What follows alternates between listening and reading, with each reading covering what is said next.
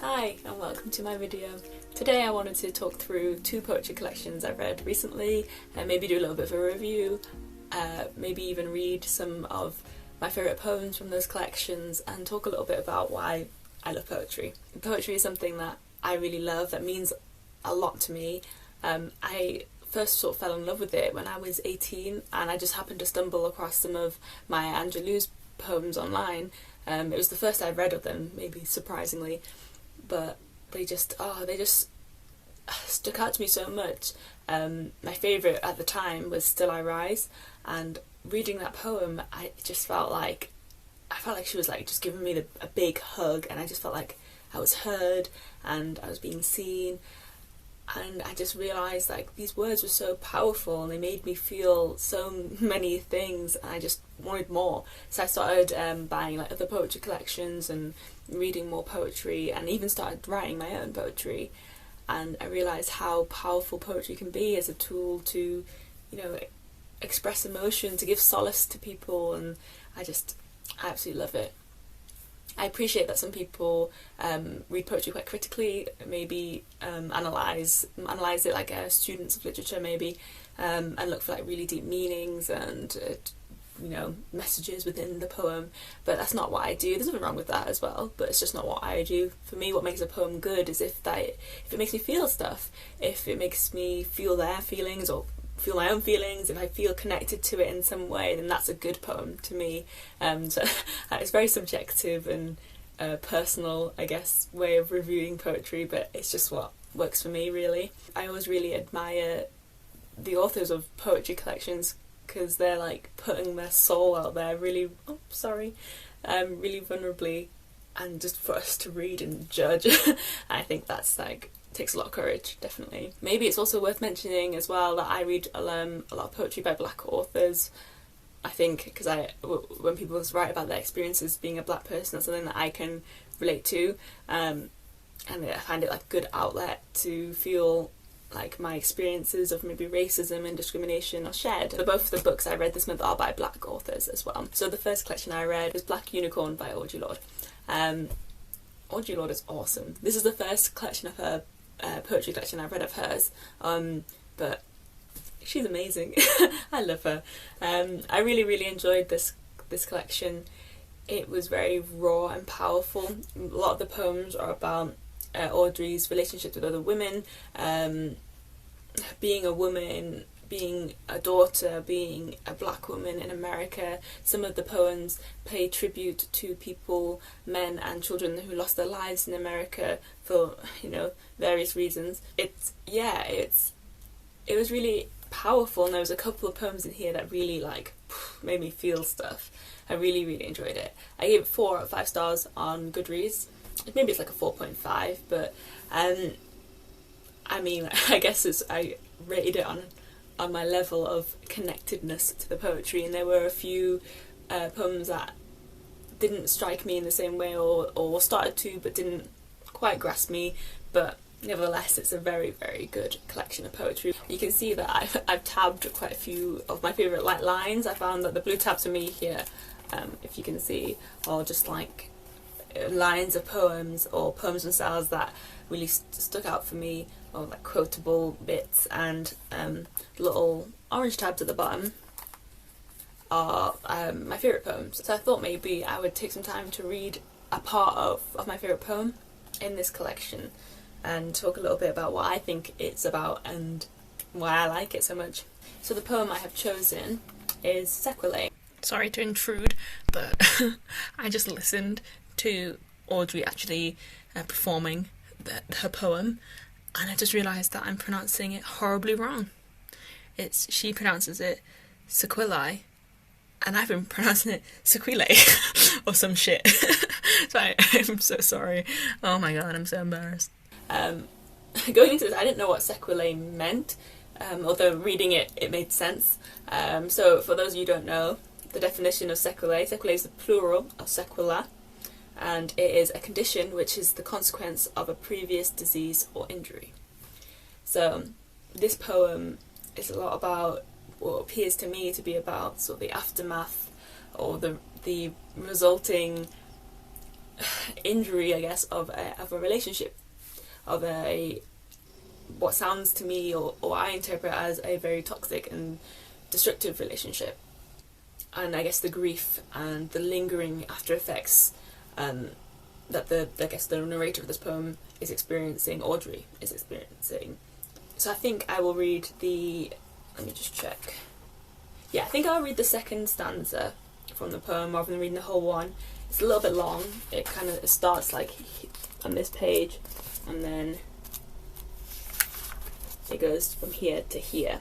So I'm just going to read the second stanza, which is just this bit here, so not to go on too long. Okay.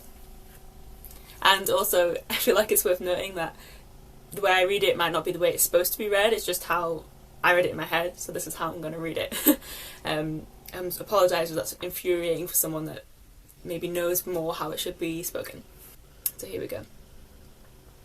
In a new room, I enter old places, bearing your shape, trapped behind the sharp smell of your anger, in my voice, behind tempting invitations to believe your face, tipped like a pudding under glass. And I hear the high pitch of your voice, crawling out from my heart's deepest culverts, compromised as a coffin nail, rusty as seaweed, tiding through an August house where nobody lives beyond choice. My pathways are strewn with old discontents, outgrown defences, still sturdy as fire brick. Unlovely and dangerous as measles, they wither into uselessness, but do not decay. I just think it's just, yeah, I don't even know what to say. It gets me. I just think, yeah. Let me know what you think. I just, reading it, it's just like, you can just visualise and feel what she's saying, and it's just amazing. And so one of my favourite quotes, which is actually like I've written in my channel description, is from from a poem in this book, and it is, "Don't make waves, it's good advice from a leaky boat." And that was just like, damn, that, yeah, that got me. Whoa. I just think it's amazing. I'm really bad at reviewing, I realised, because I have nothing to say that's with substance. I just feel things and I just make noises about the feeling. I apologise. But it just got me. Yeah. The next collection that I read was Don't Call Us Dead by Danez Smith. This is a highly emotive poetry collection, and it's one of those cases where a lot of the poems don't necessarily relate to me as a person, but they're just so raw with emotion and brutally honest that I was blown away by this collection, completely blown away by it.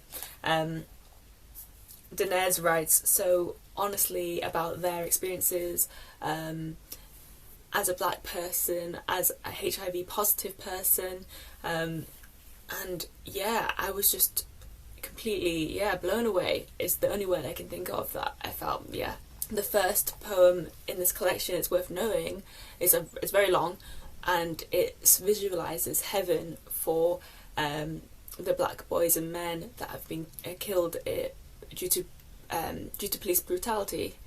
And from the get-go, it's an emotional roller coaster, and that's where the title comes from. Because in the first, let me get to the front page. In the first page of the first poem, which is called Summer Somewhere, there is the line, "If snow fell, it'd be black. Please don't call us dead. Call us alive someplace better." And I was like, yeah. So, you're in for a difficult ride. There are a few poems that really stuck out to me here. I don't even know which part to read or which one to read. But funnily enough, I think my favourite poem was Bear, and I think I will read a little bit of Bear actually, because I really like that poem. It's, even though it's about their relationship, their sexual encounters with other men, it's still very passionate and raw, and I appreciate that a lot. So I'm going to read maybe the last part of Bear. If love is a room of broken glass, leave me to dance until my feet are memory. If love is a hole wide enough to be God's mouth, let me plunge into that holy dark and forget the colour of light. Love, stay in me until our bodies forget what divides us, until your hands are my hands, and your blood is my blood, and your name is my name, and his and his. I just think it's just so passionate, and even if you haven't experienced that kind of relationship, you can relate to, the encounter, the passion. That poem is talking about, to me, it seems to be talking about their sexual encounter with another man, and the passion and the longing and the want. And I just think that, yeah, it is really, really good. This poetry book, I think anyone... I said that about the last one. I'm going to say that about every poetry collection I ever read. Like, anyone can read it, everyone should read it. But really, this was really, really powerful. It's very rare, I feel, that you get someone talking so brutally, so viscerally about their experiences, particularly around HIV, being diagnosed and living with HIV. And yeah, it's really engaging and eye-opening, and I really, really, really enjoyed it. So those are my thoughts. I think I gave that poetry collection 4 stars as well. But I still think that's an excellent rating, 4 stars for sure. But yeah, to finish off, I think I'll just go through maybe what's on my poetry TBR. At the moment, I have 2 in mind. So the first book on my poetry TBR is That Reminds Me by Derek Owusu. This is not a traditional poetry collection. It is actually a story told in verse. It follows Kay from birth to adulthood. And the story is told in fragments of his memories. So each, I guess, section, each part, each chapter, whatever you call it, is just a different memory of his told poetically. So it should be quite an interesting read. I think Derek is a black British man. Yeah, he's from North London. Yeah, so it's be interesting to read some British poetry, I guess. The next book on my poetry TBR is Bone by Yrsa Dlaey-Ward. I am really excited to read this one, actually. I've heard good things about it. And Yrsa is a English poet who is of Jamaican and Nigerian heritage, and she was raised in the north of England, so represent the other northern English people. I'm very excited to read this. It should be good. It's her first poetry collection, apparently. So I'm looking forward to going through this. Those are the 2 that I have right now. I try not to make a huge TBR list. I know that I'll get more books and I'll end up changing it around. But these are the 2 that I'm definitely planning to get to next. So yeah, so hopefully they'll be as good as they sound. And yeah, I think I'll end it there.